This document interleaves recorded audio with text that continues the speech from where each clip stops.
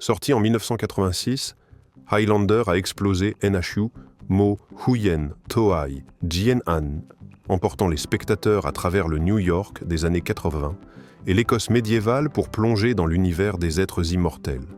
Un monde où, au final, il ne peut en rester qu'un. Connor MacLeod, guerrier des Highlands, qui découvre qu'il ne peut pas mourir après un combat brutal, est formé par Ramirez, celui qui lui révèle une vérité terrifiante. Les immortels ne peuvent être tués qu'en séparant la tête du corps, et tout se précipite dans une chasse sanguinaire pour obtenir le grand prix. Après des siècles passés à survivre et à voir mourir ceux qu'il aime, MacLeod doit affronter Kurgan, un antagoniste cruel, brutal, avide de pouvoir. Highlander n'est pas seulement une épopée de l'épée et du sang, c'est aussi une tragédie amoureuse portée par une question obsédante: qui voudrait vraiment vivre pour toujours? Avec Christopher Lambert, Sean Connery, Clancy Brown et la bande-son immortelle de Queen, le film grava son nom dans l'histoire du cinéma comme un monument indélébile.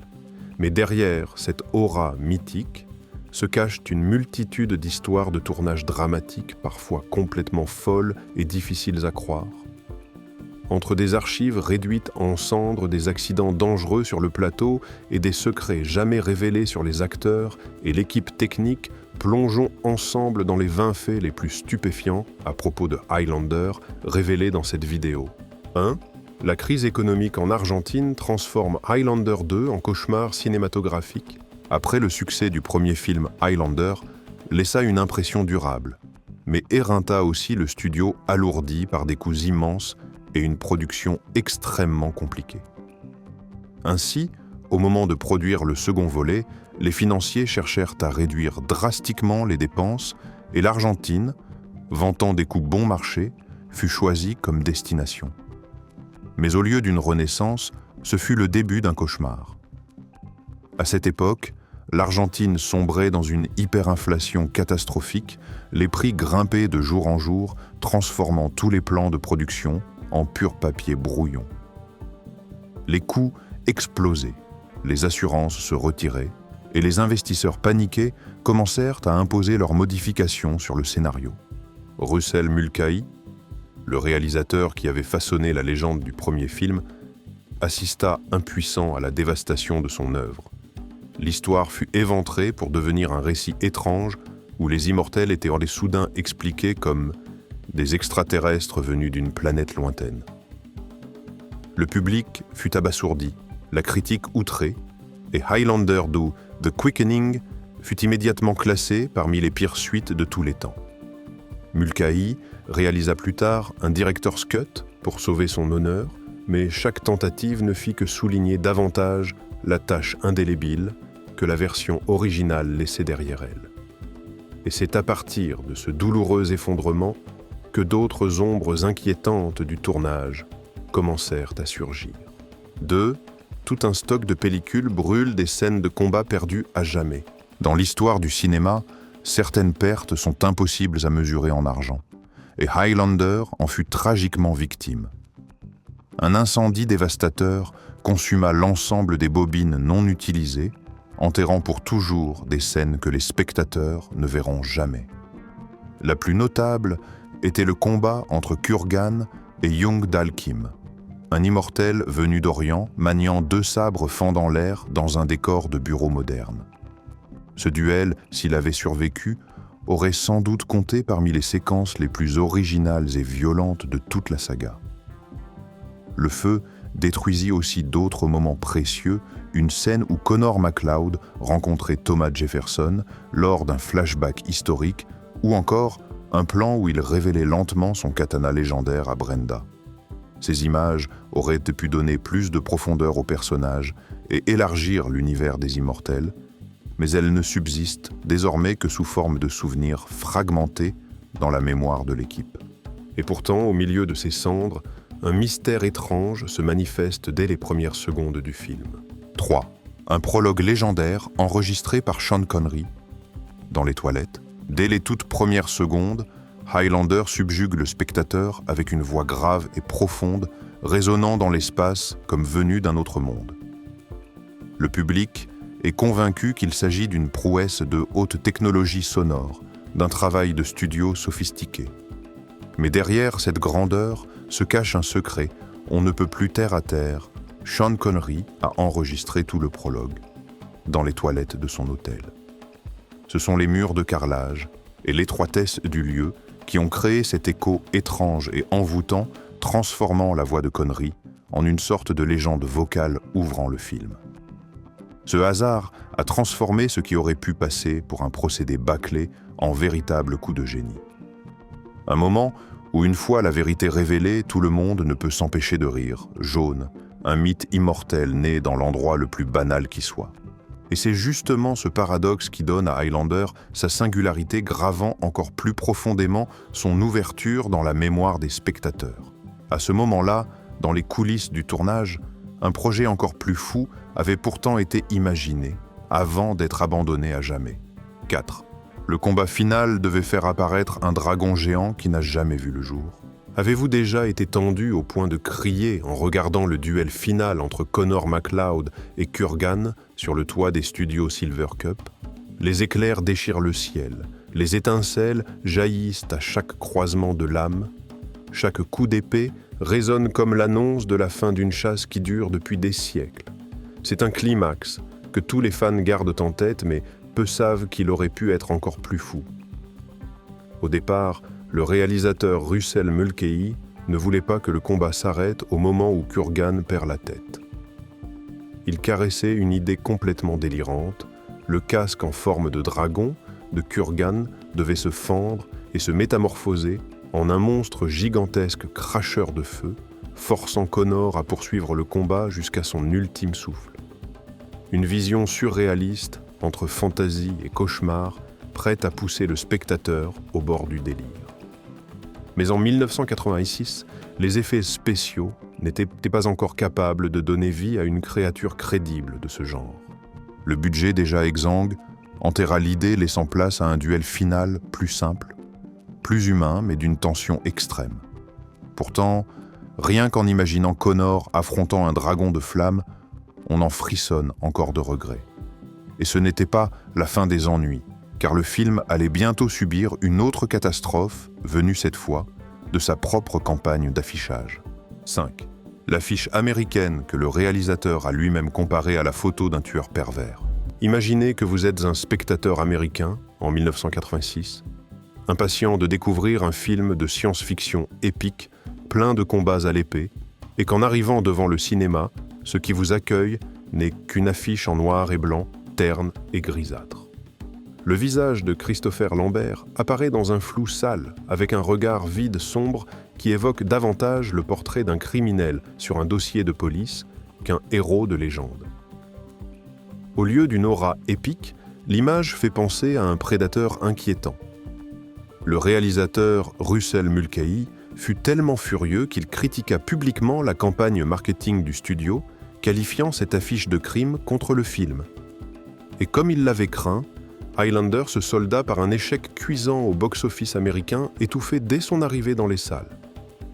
En Europe, en revanche, des affiches hautes en couleurs, imprégnées de mythologie et d'énergie, allumèrent l'étincelle, le film y devint un véritable phénomène. Ce contraste cruel a gravé dans l'histoire un constat amer, un même film, mais un destin brisé en deux, simplement à cause d'une image promotionnelle. Pendant que le long-métrage peinait à trouver sa place en salle sur le plateau, un chaos d'un tout autre genre bien plus dangereux était en train de se produire. 6. Des figurants ivres armés de vraies haches transforment le tournage en scène de carnage. Les grandes batailles dans les Highlands écossaises au début du film sont souvent saluées pour leur brutalité, leur désordre et leur réalisme presque terrifiant. Mais peu de gens savent que ce réalisme vient d'une source extrêmement dangereuse.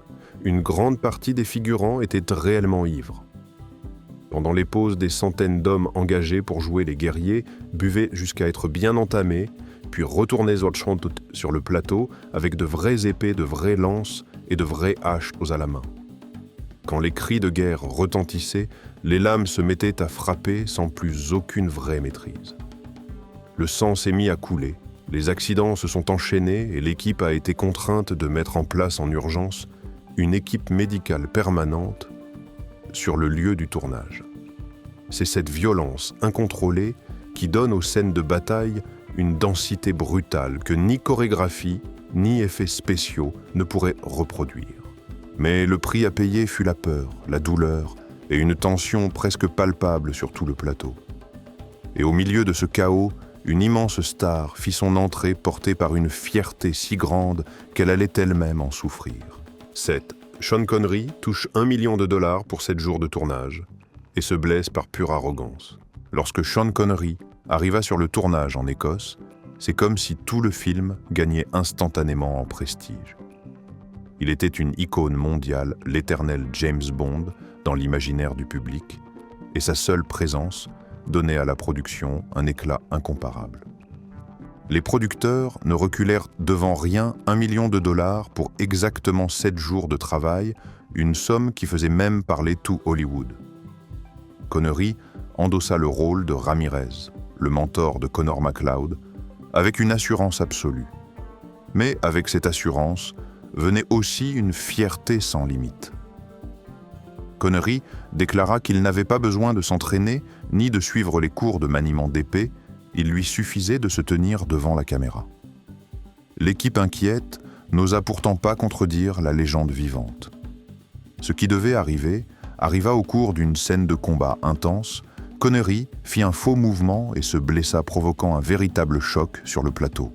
Malgré tout, il termina le tournage avec cette même prestance hautaine qui fit de Ramirez l'un des personnages les plus marquants du film.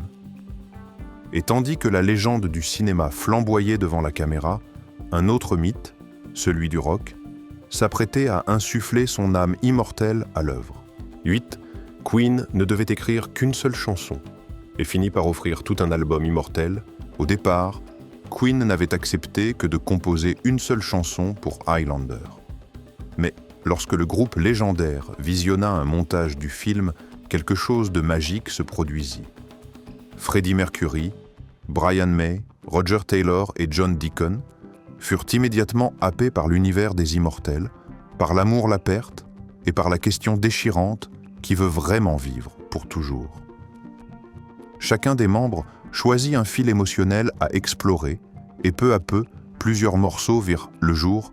Princess of the Universe, It's a Kind of Magic Who Wants to Live Forever, entre autres. La musique de Queen se mêla à la narration jusqu'à créer une résonance explosive, transformant le film en une œuvre double, à la fois long métrage et sorte de symphonie rock intemporelle.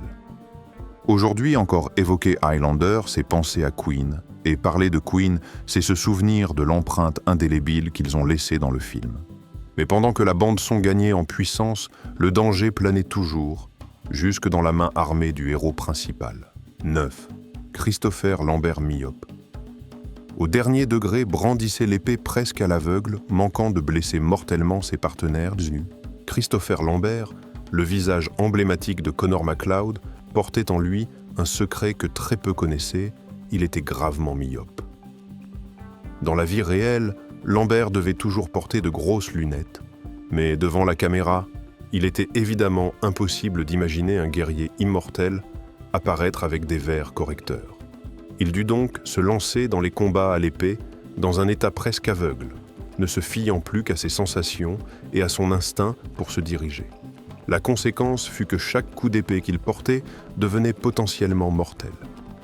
Une fois, la lame effleura directement la main de son partenaire de scène, faisant frissonner toute l'équipe tant l'accident grave avait été proche.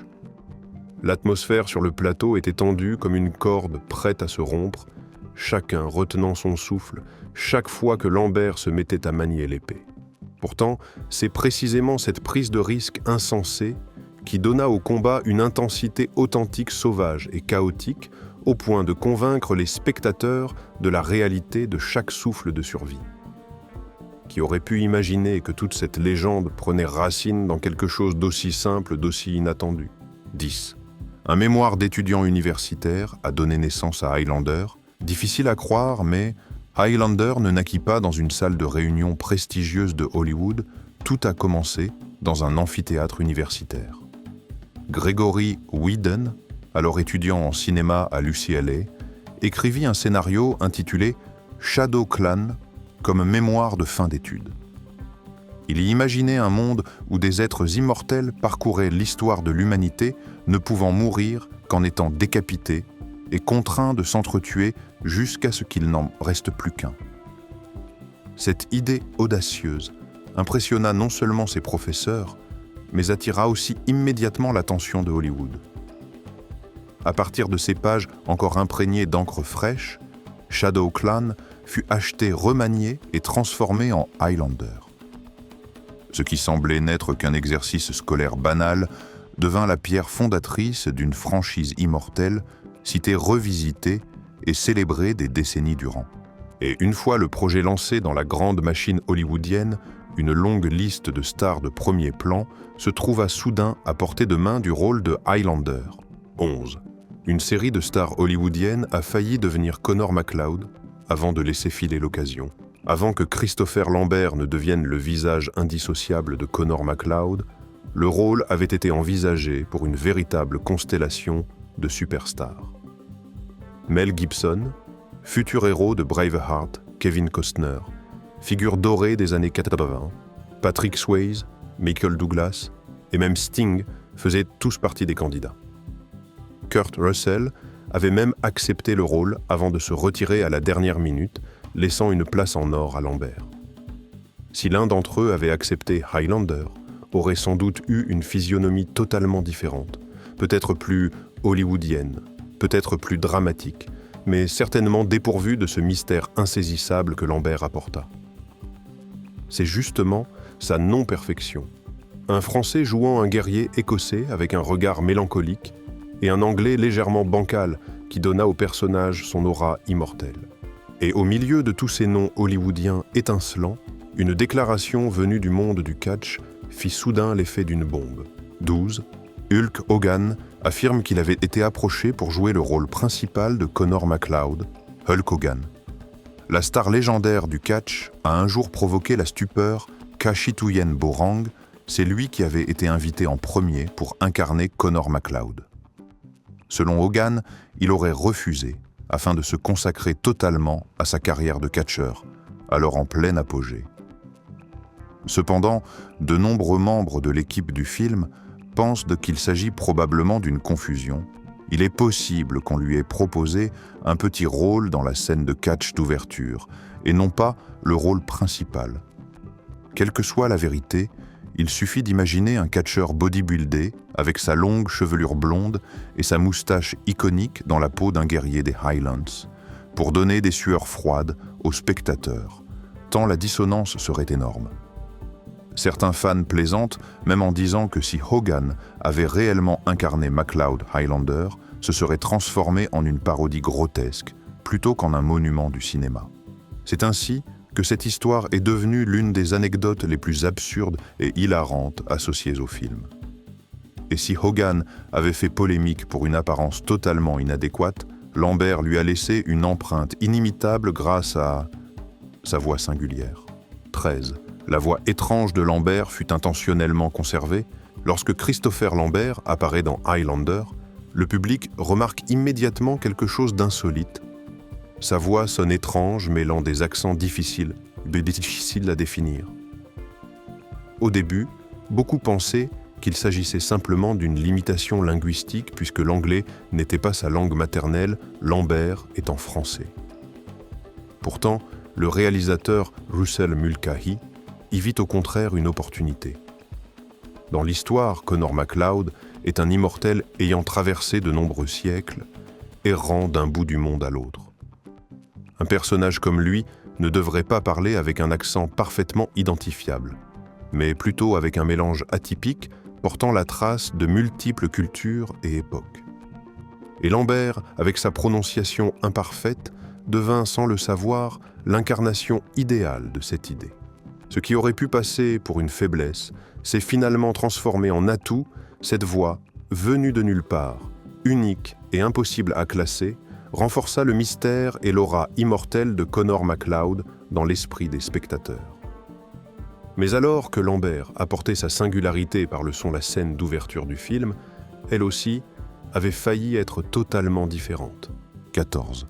La scène d'ouverture devait se dérouler sur une patinoire de hockey, mais fut brutalement interdite. Selon le premier scénario, le spectateur devait découvrir Connor MacLeod au cœur d'une patinoire bondée durant un match de hockey. Au milieu des collisions brutales sur la glace, Connor aurait été submergé par des visions des champs de bataille écossais, un écho parfait entre la violence sportive et la fureur guerrière. Mais ce plan fut annihilé sans ménagement. La NHL s'y opposa farouchement, craignant que le film ne fasse passer le hockey pour un sport sanguinaire. Sous cette pression, l'équipe dut abandonner toute la séquence et trouver une alternative, le catch. Et ce qui semblait être un choix de secours devint finalement un coup de génie involontaire.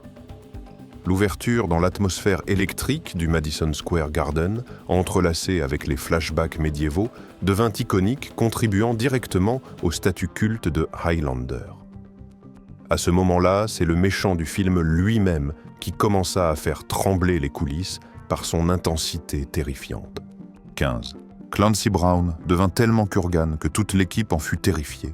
Clancy Brown ne s'est pas contenté de jouer Kurgan, il est devenu Kurgan. Avec sa stature gigantesque, sa voix profonde et menaçante et son regard froid comme l'acier, Brown arrivait sur le plateau telle une bête longtemps enchaînée, désormais prête à tout déchirer.